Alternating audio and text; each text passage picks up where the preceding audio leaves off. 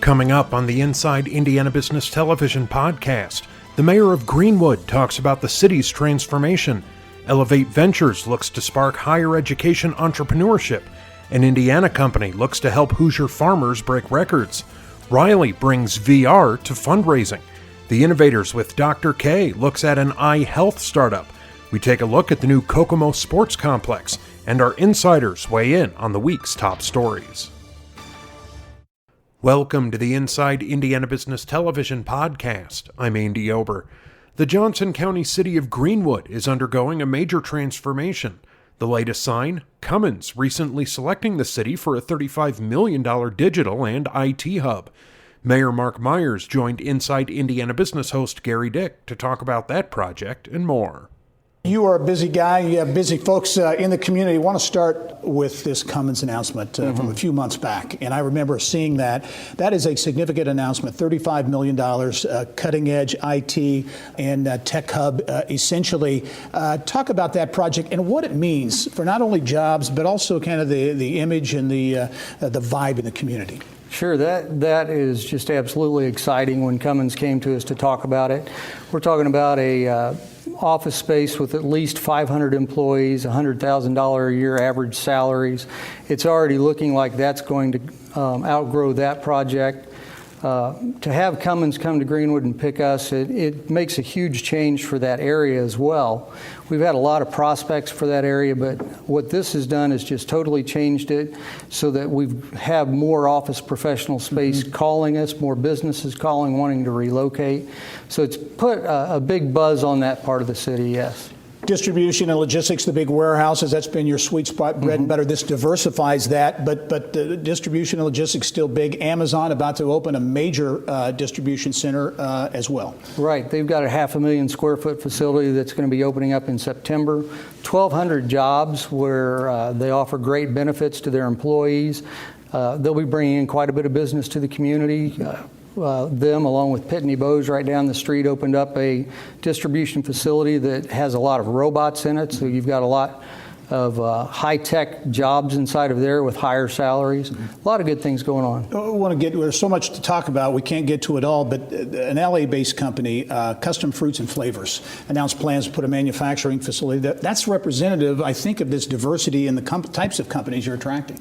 Yeah, yes, it is. Good fruits coming in. They'll be processing fruits to go inside of different yogurts, ice creams, fruit bars, but they have higher jobs where they have to have chemists, lab techs, processing people. So again, something very diverse. We have something for everybody. Talk about those economic development deals, but you're also in process. You've been intentional about wanting to redevelop and really remake the downtown. Why is that important? And give us an update on what's happening there. Sure. A few years back, we did a facade enhancement grant and redid the old downtown, brought it back to a very thriving area where the assessed value's gone up 34%. Now we moved south 2 blocks. We took the old city park that's there. We're right now in the middle of giving it a new face, bringing in a lot of new amenities for that so that it'll have more walking paths, bike trails, things for kids, people for every age, or items for every age. And then just south of that, we bought the old middle school. It had been vacated by the school system. We did tear down the old school, but we kept the gymnasium. We're turning that into a downtown field house.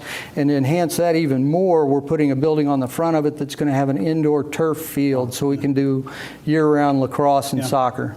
We talk a lot about quality of place, quality of life projects. In your view, the projects underway and planned in Greenwood, did they factor into decisions from companies like Cummins to invest in the community? Absolutely. They see that we put in our Freedom Springs Aquatic Center 4 years ago. We redid our community center 3 years ago and made that a place where everybody wants to come.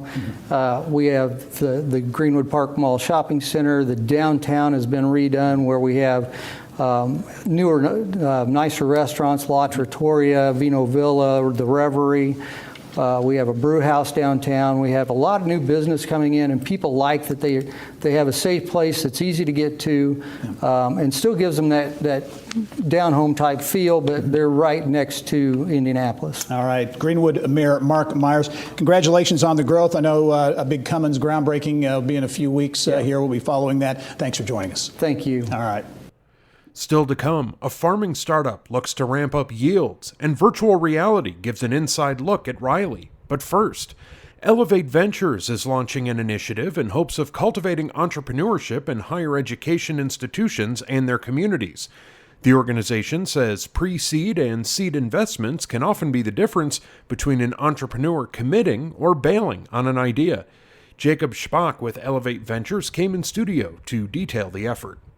We'll talk about this unique program that you have just launched. But first, give us the thumbnail for those who may not know about Elevate Ventures, a venture capital firm. But really, more than that, it's really a unique animal. That's right. Yeah, we operate as a traditional institutional investment firm, a venture capital firm. But what makes us unique is that we're a nonprofit organization charged with growing the Indiana ecosystem. So we receive our dollars, our limited partners come from organizations and government bodies that have a vested interest in seeing us support the state. So all of our investments are in Indiana businesses or those that have a footprint within the state. Well, let's talk about this new initiative. We hear a lot about pitch competitions all the time. This is a lot more than that. This is an interesting, I think, model. Elevate Nexus, really targeting entrepreneurs, but leveraging the great universities, colleges and universities around the state. That's right. So what we're doing is looking at these universities as the nexus for entrepreneurship in the communities that they serve. I mean, right now we have over $1 billion in R&D being spent across the state in our higher education institutions. They have talented researchers discovering and creating new innovations every day, and we have a pipeline of talent that's looking to work for Indiana businesses or launch their own. So we see this as a great way to enter into relationships with startups and those that are supporting startups, both within the higher education institutions and those communities that they serve.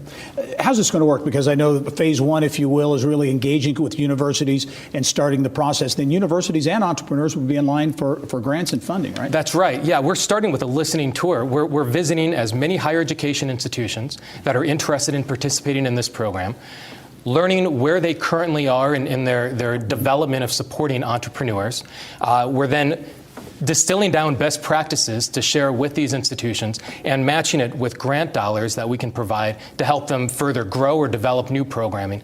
The other side of the equation is with the entrepreneurs, we're creating programming to directly serve those that have the bare bone ideas of a business model and they need to get to the first iteration of a pitch deck.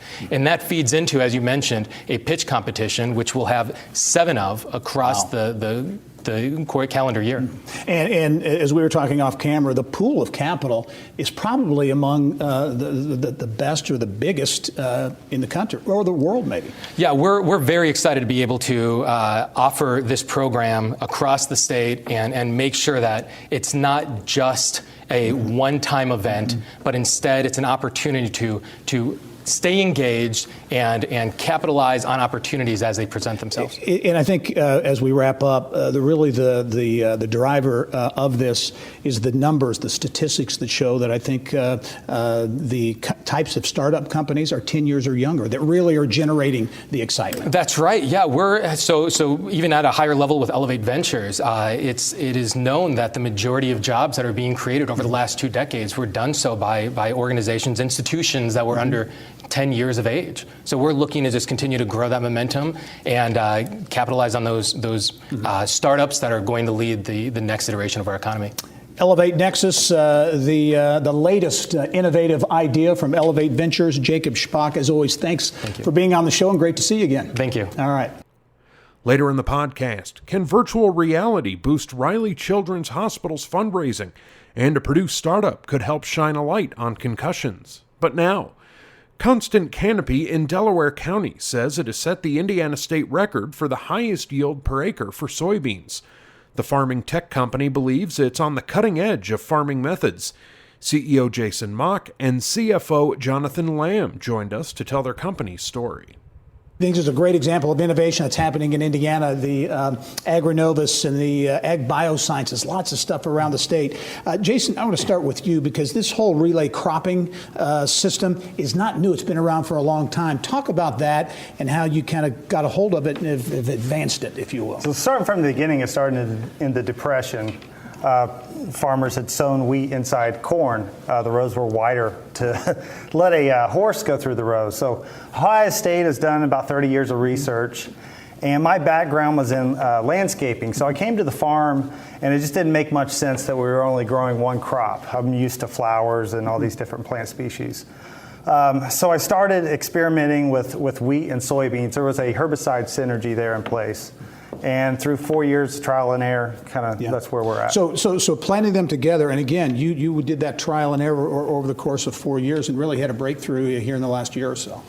Yeah, we, as I know, I think we broke a state record, 108 bushel soybeans, and that was after 32 bushel wheat that we basically just applied manure in a strip, and the wheat grew off of that manure. Yeah. So we had a net negative cost, all contribution margin. Yeah, I want to talk about how it works. But Jonathan, getting a lot of national attention, right, with this process. Yeah, absolutely. Jason's built a great following on social media and just sharing the ideas, and that's the whole idea behind Constant Canopy is, it's a system to make farms more profitable, and people really like it and come out and see the videos. You can follow Jason on Twitter and have a lot of things on YouTube, and just really explaining the process to people and so they can understand it. So essentially kind of a service that you're providing and getting a lot of attention in that way. Absolutely. Yeah. Okay, Jason, so it's wheat and soybeans. How does it work? What's the whole idea here? Well, we let the wheat replace a lot of costs. So the wheat will draw moisture consumption and kind of mirror the supply and demand graph, if you will, of water. And as you know, we've had a really wet spring, challenging. So it's drawing moisture out of the soil profile. The beans will grow in the wheat roots, and the wheat is in time and space controlling the weed pressure in that space. So once we remove the wheat, we get contribution margin, and then allow sunlight to actually infiltrate into the soybean canopy, but we have the corpse of the wheat laying down on the ground floor. So we can cool the surface, the beans get more light, and I call it, that's when the magic happens. Very good. And this state record last year, right? Is that right for soybeans? Yeah, absolutely. And the beans he's growing right now in the field are some of the best beans in the state, really, just because so many people haven't been able to get into the fields, and when people came to our field day and really saw how large the beans were that Jason's getting, I don't know the nodes count that he's getting on them, it's pretty amazing. Well, it is innovation in agriculture in Indiana, Constant Canopy. Jason Mock, also Jonathan Lamb, thank you both. We'll follow your story. Thank you. Appreciate it. Thanks. Thank you. Remember, you can catch Inside Indiana Business Television on stations throughout the state every weekend. Head to InsideIndianaBusiness.com to check listings. Still to come, a med tech startup takes the spotlight on the Innovators with Dr. K, and Kokomo has big plans in sports. But first, independent creative agency Bradley and Montgomery is working with Riley Hospital for Children on what they call a first-of-its-kind virtual reality platform depicting a patient's room at the hospital. Riley says the tech will be a help in fundraising efforts. Bradley and Montgomery CEO Lori Schneider and Riley Children's Foundation Communications Process Manager Kate Sartello talked with Kylie Valletta in the Business of Health. Kate, let's start with you. Riley is the first hospital in the state to use virtual reality for fundraising. So why did Riley want to take this unique approach to really connect with donors? Sure. So Bradley and Montgomery actually shared the idea with us as a potential way to use some of their skills and assets that they had to help with our fundraising efforts as a nonprofit. So we were really excited about the opportunity to do something new, to do something different, to help bring a little bit of that cause connection back to donors around the state. And Lori, your company created this tool. Yeah. So since we can't wear the headset ourselves, tell us, what do people see? What do they hear when they wear the whole headset? Yeah. So once you put the headset on, you're transported into a 360 view of the Simon Family Tower atrium, which is the first starting point for the VR experience, but it's also the first starting point for Riley families when they go to the physical hospital. So you're hearing the sights, you're seeing the sounds that the actual hospital patients will see when they're starting their journey with the hospital. And then you actually take them inside the patient's room. Give us an idea of what they see in there. Yeah, then you're taken into a real patient room for a child that is going through cancer treatment. And as you kind of navigate and click through around the room, you hear the family's story, and they talk about their experience of their stay with Riley while their son was there. And we're able, through the interactions and the narrative, to really tell the story about, the high level of care that Riley gives, not only with the amazing physicians, but also the role that the room design plays plays in the treatment, and just how important that is to keep parents with their child during this, what can be a very scary time. And then we also get to tell the story of child life specialists, which are just critical, I think, to the experience at Riley. Well, and that's a great lead into talking about, just the general impact of dollars at Riley and how this virtual reality experience calls out some of that. Absolutely. So we're in the midst of wrapping up our Be the Hope Now, the campaign for kids, through June 2020. And one of those key priority areas that we're raising money for are our child life specialist and family support programs, which are 75% funded by donors. So it's really key and critical that we're able to bring this experience and cause connection out to donors and potential donors around the state who feel that cause connection and are really able to make that link as to why donor dollars are important at the hospital and why people should give. And typically can't go into a hospital room to see that. Exactly. It's not something that normally our donors are able to see as they're touring, so it's a really unique experience to be able to go into patient rooms and see what that would be like for an actual patient. And Lori, just a few seconds left, but where's virtual reality going? With philanthropy or just in general, what do you see? Oh, it's such an exciting topic. I think for philanthropy specifically, the opportunity is endless, and I think we're going to see a lot more not-for-profits start bringing on virtual reality as a tool for fundraising, because you can create these connections. All right, well, certainly a modern approach to fundraising. Good luck, and good luck. I know you have other rooms developed too, so we'll wait to hear about those. Later in the podcast, the developer behind Grand Park Sports Campus in Westfield has big plans in Kokomo, and our insiders have perspective on the top stories of the week. But now, Bright Lamp is a startup by Purdue graduates commercializing technology to measure an eye's response to light using a mobile device.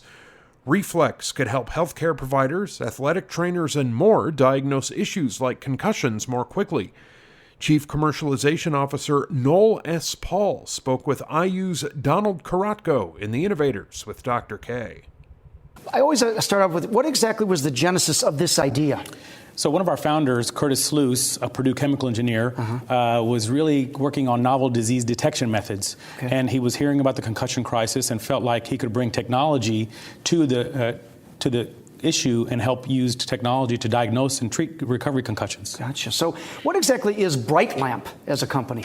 So research has shown that the pupil is the window to the brain, right. And Bright Lamp's goal is we're a healthcare technology company that's focused on really unlocking the diagnostic power of the pupil. Okay.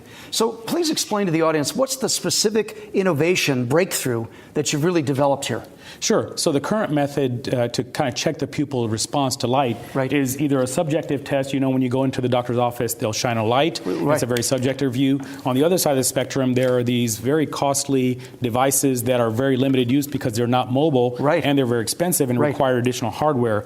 Well, we've been able to put the ability to assess the pupil in a quantitative way on a mobile phone, so now it can be the hands of in multiple healthcare professionals. Well, that's fantastic. Yeah, so a couple things we've improved on over the last few months is really twofold. One, we've actually compared our technology to the current standard of care, and we found that our readings are much more consistent, less variability, which means that the readings are going to be more reliable. And the second thing we've been able to do is now be able to provide healthcare professionals a comparison of the patient's results to what normal healthy people should be doing. So it's almost like a lab results where the results will be red if they're outside those normal ranges. So that will help them make better decisions. Boy, that's fantastic. What's the potential market for this? Yeah, it's very broad in our eyes. So on one hand, it can be used as a optometric or neurological vital. So very similar to, let's say, blood pressure or heart or cholesterol or heart rate. And that can have broad uses for, right now we have optometrists, ophthalmologists, nurses, EMTs, even clinical researchers using it. And then once we do some clinical validation in the concussion space, and we're doing that now with IU Health and Purdue, that we can actually identify the pupil as a specific biomarker for concussion as well. So athletic trainers and sports medicine physicians can use it. Oh, yeah. So current funding sources right now for you guys? Yeah, a combination of funding through venture capital as well as angel investors. Some of our VCs are Elevate Ventures, Purdue, as well as Ocean Capital. And the common theme there is they're all believing in the potential for the pupil to improve healthcare delivery. That's fantastic. And Elevate does such a great job in the state of Indiana. They're great supporters. That's really good. What do you see as the growth potential for this? Well, I think that there are two folds of growth potential. One is expanding the use as a vital, right? Right. So it can be used by many healthcare professionals. So instead of using the pen light, they can actually get a quantitative assessment. Okay. And then as we do more clinical research around disease states, right, we can identify the pupil as a specific biomarker for those disease states if we can validate that. So because the pupil is in the brain, it could be for Alzheimer's, it can be for pain or the opioid crisis, it can be for other cognitive functions. Gotcha. So the immediate steps ahead this next year? Yeah, three priorities for us for Bright Lamp. One is we want to expand the use across healthcare professionals. Right. Two, we want to continue to improve the reflex technology to meet the needs of those healthcare professionals. And then we want to complete and publish that clinical research we're doing in the concussion space so it can be used as a specific biomarker for concussion. Very good, very good. Well, as I do on each and every show, I try to give some Dr. Case prescriptions. Sure. To try to help you out. So I came up with the 3 C's for a new innovation moving into an expanding venture like you guys are doing. So the first one is credibility. I said use the current app development that you've got to continue your expansion strategy, which I believe you are doing right now, which is great. Second is customers. I said, you've got customers right now, some current ones, which is great, but leverage off those to get additional ones as you make believers, continually down the road. And then the third C is capital. We were just talking about that. And I said, focus on the viable sources like you've been doing, which I think is great, but continue and even think about maybe some strategic partners that have real reputations or experience in the field, which might help as well. Great. So I hope those help you as you guys move on now. Absolutely. And where can our audience find you, Noel? We're on the website at brightlamp.org. Brightlamp.org. Yes. Well, there you have it, Gary. A phenomenal breakthrough innovation in the healthcare space that I think is going to help us, in a lot of different areas. Still to come, a look at the week's top stories with our panel of insiders. But first, the developer of the massive Grand Park Sports Complex in Westfield is planning a new project in Kokomo. Henke Development Group is looking to invest $77 million into a mixed-use development near US 31. Partner Brad Henke talked with Bill Benner on Inside Indiana Sports. Grand Park in Westfield, as everybody knows, and your partnership there with the city of Westfield has been an enormous success. And now you're working with Greg Goodnight, the mayor of Muncie, to do something similar in Kokomo. Yeah, we are. Greg and his team really had a great vision to do that in Kokomo and kind of draw more economic development to the area. So I think with our background at Grand Park, it was just a natural fit and really excited for the area. So. And you actually think that the Kokomo complex, which is going to include baseball fields and some junior fields, will maybe get some spinoff from Grand Park? Yeah, I think it certainly could. Kokomo, that'll be 8 fields, so there'll be 4 high school, college-sized fields, and then 4 junior fields for more of your softball and youth. But I think it could get some of that overflow from Grand Park and then also from other areas, bringing people to Kokomo. This whole concept of sports tourism, youth sports tourism, I mean, it's just amazing what's taking place. Yeah, it really is. You've seen in Westfield, obviously, it's done a lot there, and just think it'll be great for Kokomo, but also their youth and their community.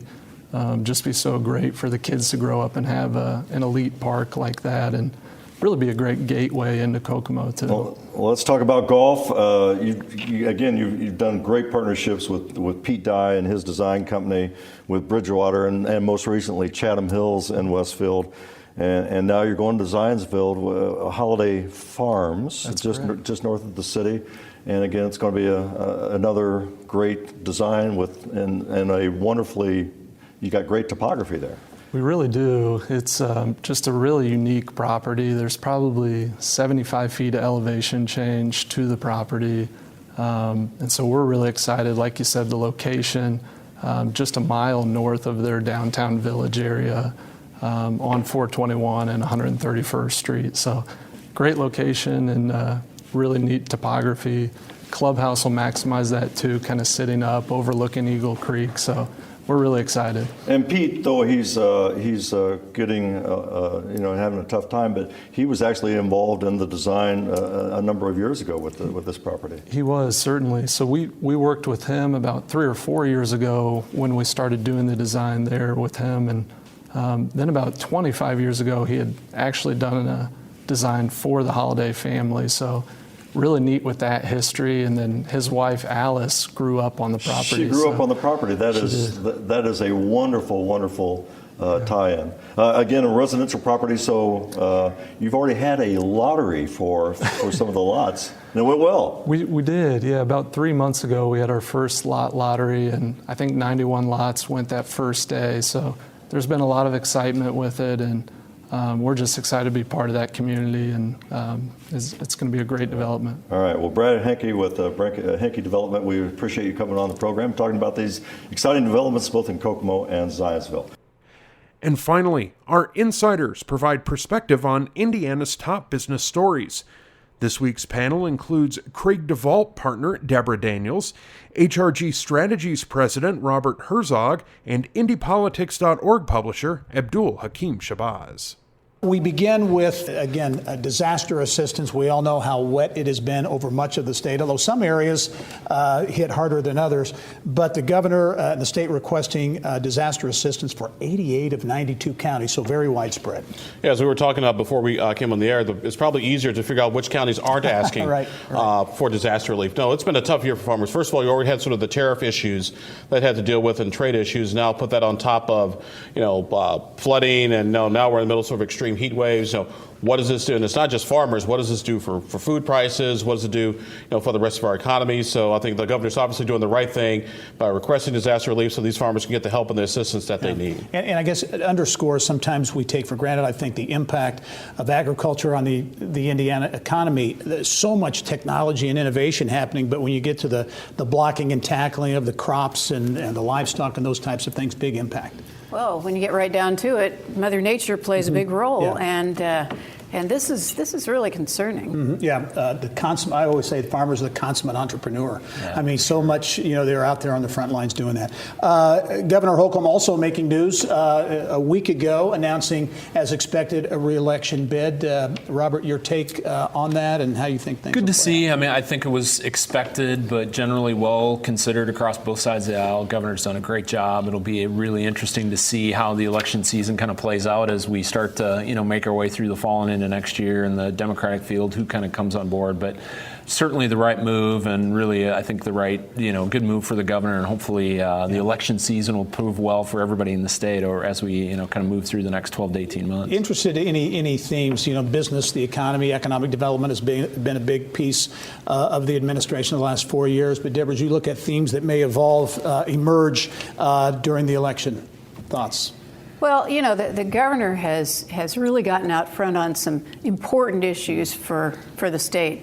Workforce is a big deal. He got out front on the opioid crisis with his very first executive order. He's taken a strong position on some things that others were concerned about: infrastructure, pre-K, and then most recently the hate crimes bill. I mean, so I think that he's going to be very popular during this election because he's not been afraid to step out on some of those issues. I think the challenge is going to be when Democrats try to go to make the case as to why they should be elected, they're probably going to try to hit. They're trying to start to hit on the theme of "quote unquote" missed opportunities. Things like, we had a surplus, we didn't spend it on teacher pay, we spent it on buildings, even though financially you don't want to use one-time revenue for ongoing expenses. They'll talk about the opioid crisis, expanding the bias crimes law.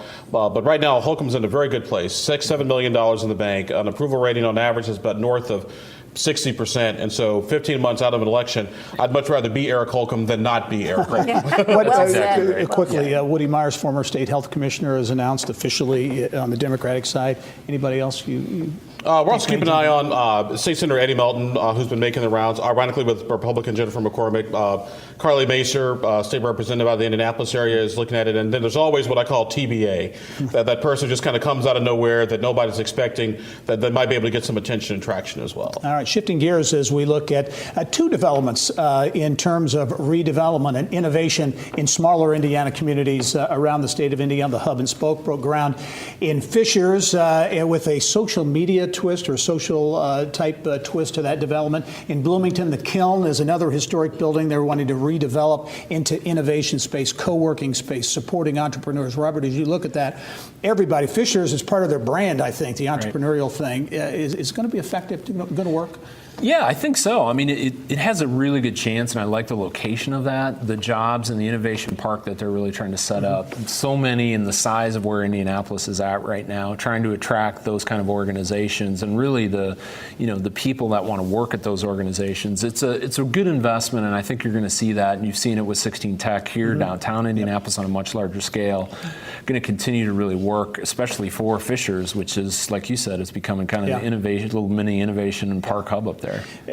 Another economic development story, kind of a different twist on this. A CBD plant could be coming to Indiana in Jeffersonville. Actually plans big investment, $52 million for a CBD plant. Could be producing some 5,000 tons of biomass per year. This is an industry, or related to an industry, that's big dollars. Will Indiana take advantage and be a part of it? Well, I'm one of the people who actually doesn't think that we ought to legalize marijuana, but I think that CBD is a different item altogether. I think we ought to go after that. I think it's a great opportunity for us. I think that we're in competition with Kentucky and Colorado for this, and I would think that given our friendliness toward business, we ought to have a good shot at it, and we ought to go for it. I take a little bit different approach to my good friend Deborah Daniels, because I do think it should be legalized. But once again, it's reminding people that CBD and THC are two totally different things. So anybody who's thinking, hey, I'm going to go down to Jeffersonville and pick up some stuff and drive home, sorry, all you're going to get is a headache. That's pretty much all you're going to get. No, but I do think when we were having the debate in Indiana about the legalization of CBD oil, I don't think any of the lawmakers thought that something like this type of economic development would spur out of it. And so hopefully as we go forward with the discussion about whether things should be legalized or not, we keep the economic aspect into place, as well as all the public safety and public health concerns. Two airport stories this week. Robert, I'll start with you on this. Indianapolis International Airport, second on the world's best domestic airports. It's kind of a rerun, every year it's first or second. Continues to drive real economic development benefits and also perception benefits too for the city. The only surprise with that note was that we weren't number one. Right. I mean, as somebody who's been in airport, just about every major domestic airport in the country, that was a big surprise. But we all know it, and now it's become, we continually talk about it, what an economic benefit that airport has been. And the other one that you mentioned too, South Bend, what that's going to do, hopefully for just the international context of that, and certainly as South Bend kind of continues its really growth and movement forward out of where they've been over the last 10 to 15 years, but great for the Indianapolis International Getting Airport. International flights, the first commercial international flight into South Bend is part of this effort this week. Great to see airports around the state beginning to connect in that connectivity piece. Right, and this will be critical for the development of that region, which has really done remarkably well. The first flight in, I read, is the Liverpool soccer team, club that's playing Notre Dame. And so I think for multiple reasons, this is a great thing. 15 seconds left. Indianapolis among top 20 cities for young home buyers. Will that make a difference in Indianapolis's? Yes, it will. As cities continue to compete for talent and young people, you got to have some measure of affordability for people to be able to live in the place that you want them to come. That's really good news for Indiana. Well said. And on that, we'll call it a quits for another week of The Insiders. Abdul Hakim Shabazz, Deborah Daniels, Robert Herzog. Thank you. That wraps up this week's Inside Indiana Business Television podcast. Remember, you can find all of this week's TV segments, as well as the top business news from throughout the state, at InsideIndianaBusiness.com. While you're there, you can also subscribe to our platform of free e-newsletters. This is Andy Ober for Inside Indiana Business.